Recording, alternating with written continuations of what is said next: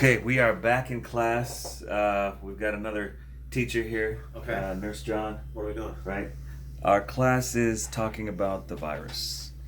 And in the virus series thus far, we've talked about lots of things. Do you remember something that I said in one of the videos, a couple videos ago, about animals and viruses? Remember how I was talking about another virus that's not the coronavirus? Does anybody remember what I said? You didn't watch the video. No. People need to start learning. Okay, so what I said is you can get viruses from animals. And do you remember me talking about what to do if you have a cat or a dog at home? I said don't kiss your dog or your cat because you could either get the virus from them, or now we're about to see what the CDC has to say about it. Okay, you ready? I hope you can see this. Wait, I'm gonna switch. Okay, now I'm looking at the CDC, Centers for Disease Control and Prevention website today. I'm hopefully going to upload the video today. We're talking about what to do if you are sick, okay? Steps to prevent the spread of COVID-19 if you are sick. And just so that you know, I, Dr. Moses, agree with everything that they have here on this website. And that this information here on this website applies to anybody in any country. I think this is fair, okay? Stay home if you think you're sick and your illness is mild. Avoid public areas, avoid public transportation. Yeah, I totally agree with that. Oh, look at this. Separate yourself from other people and animals. Separate yourself from other people and animals. That is something different and new. Well, let's see what they say, okay? You should restrict contact with pets and other animals while you are sick with COVID-19. I want to take a picture of this for my sister. Yeah, just like you would around other people. Although there have not been reports of pets or other animals becoming sick with COVID-19, it is still recommended that people sick with COVID-19 limit contact with animals until more information is known about the virus. Okay, you got it? All right, so let's go back here. I'm just going to scroll down because I'm not going to read everything because I think the pertinent things are there. Clean your hands often, blah, blah, blah. Yeah, monitor your symptoms, discontinue to home isolation. Yeah, so we got right here. I just want you to know this, that on the steps to help prevent the spread of COVID-19 if you're sick, the CDC, the Centers for Disease Control, which is the primary entity that helps us here in America know what to do if there's an infectious illness or something, some bad medical problem going on. The first thing they say is stay home unless you need to get medical care. The second thing they say is separate yourself from other people. Well, that makes sense. But separate yourself from animals in your home. Well, why would they say that? They're saying that because you can get the virus and or give the virus to animals. We talked about, do you remember how I made that comment about being nice and saying nice things about the people in China where they say the virus came from? Those people were living their lives doing their ordinary activities. They're trying to survive. It's a big country, there's a lot of people. There might not be enough food, I don't know. But I told you not to judge them. And I told you that I told you to stay away from your animals because your animals could be making you sick. Well, right here, number 2 item from the CDC says stay away from animals in your home.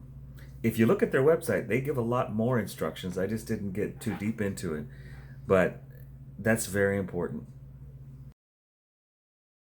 Okay, this is directly from the cdc.gov. Remember, real doctors, we kind of have our own people and groups that we follow, and the Centers for Disease Control here in the United States of America is a respectable institution that I believe has good information. Okay? All right. Can canine influenza viruses infect people?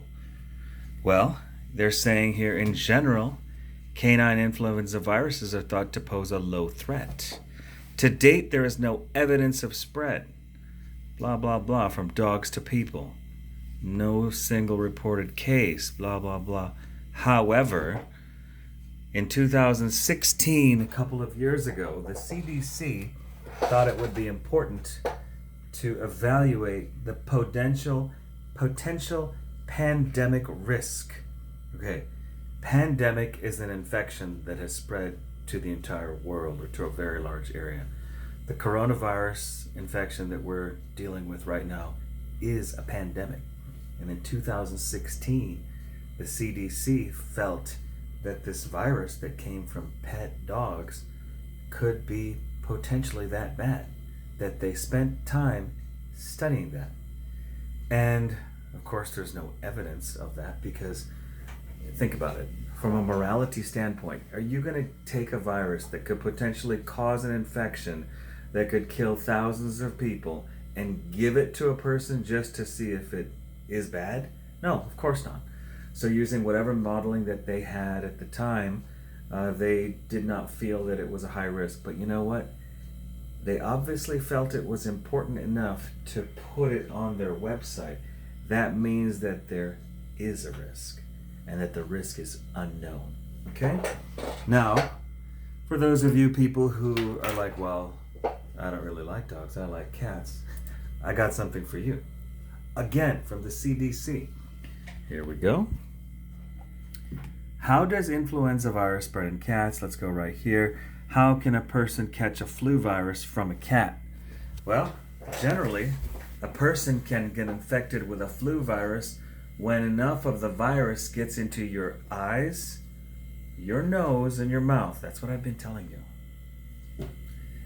Or is inhaled from droplets, because do dogs or cats ever get respiratory infections and coughs and sneeze? Of course they do. Of course they do. Or it could be coming from dust that has the virus, dust that's kicked up by the animal. This is a CDC right here. I'm quoting now. People can potentially get flu from a sick cat by touching virus-containing secretions from the cat and then touching their eyes, nose, or mouth.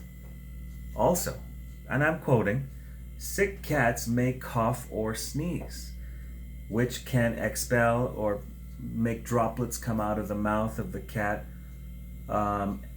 which contain virus, and go into the air that a person can breathe in or that can enter a person's eyes, nose, or mouth. So clearly, the CDC feels that there is a real and potential risk of getting what could be a very bad virus from dogs or cats. And I'm going to say this again. Our brothers and sisters in China, good people trying to live, trying to survive, just like we all are. Whatever happened, I'm not going to judge. But I am going to do the best I can as a doctor to give you information to help you. And also to help any patients that come in the door here. I am going to do my best.